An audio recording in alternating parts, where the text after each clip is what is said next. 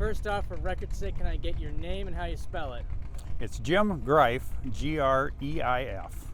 Not Grief, it's spelled Grief, but it's pronounced Greif. All right.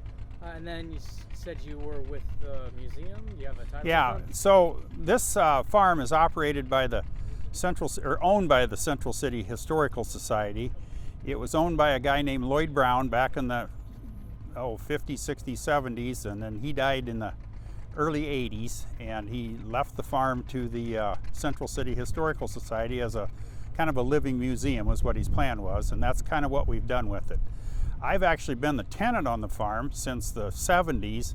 I knew Lloyd growing up, and I went on several trips with him, and he was always into the antique cars and tractors and Model Ts and that kind of stuff, and so I've been around this antique stuff for a long, long time. So this, well, for starters, can you kind of just tell me in your own words what is going on here today?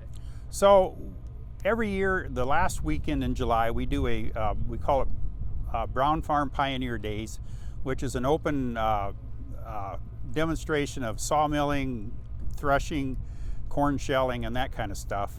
And if you're going to have crops to harvest in July, you need to plant them. So today is what we call the plow day.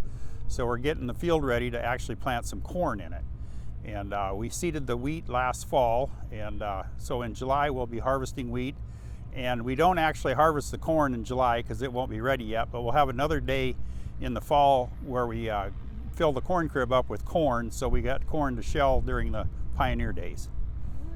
And everyone here is, I believe you said, using antique tractors. Can you tell me about, you got into it a little bit there, and it's okay to repeat yourself about why you use antique tractors today? Well, it's part of living in the past. It's nostalgia, and guys my age grew up on like 40/20s, and some of these guys, we have one guy here today out in the field plowing that's 96 years old and driving a tractor he's had all his life, and so it's just a kind of a nostalgia thing.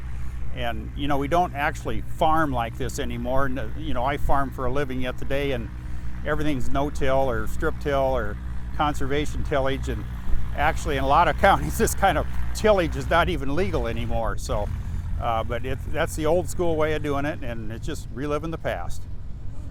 Can you tell me about the people who have come out today, about the community? So it's mostly local farmers that are, some of them are my age. We have some young people here. We got a couple teenagers out here running the day, and it's just, like I said, it's kind of reliving the past, and it's doing it the way Dad or Grandpa used to do it, and it's just nostalgia more than anything. And how are you feeling seeing everyone out today? Oh, it's great. Every time we have an open house or a field day or something like this, we get people from all over. I think we have one out-of-stater here today, actually. With Facebook today, you get national advertising whether you want it or not, so we get people from all over the country. And during our show in July, we've had visitors from Germany, Austria, and Australia, and we've made friends all over the world, actually, that actually come to see our show. All right. So it's your show is at the end of July. Is it the last whole week of July? The last full weekend in July, yes. All right.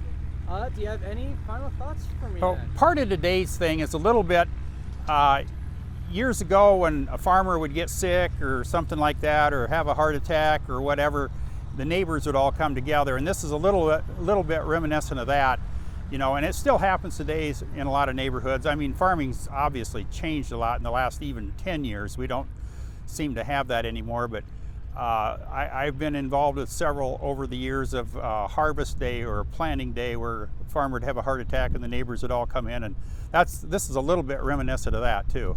All right, that's good. Yeah, I meant to ask about that point, but thanks for getting that in there. Yeah, that's pretty much all that I need. Okay, so.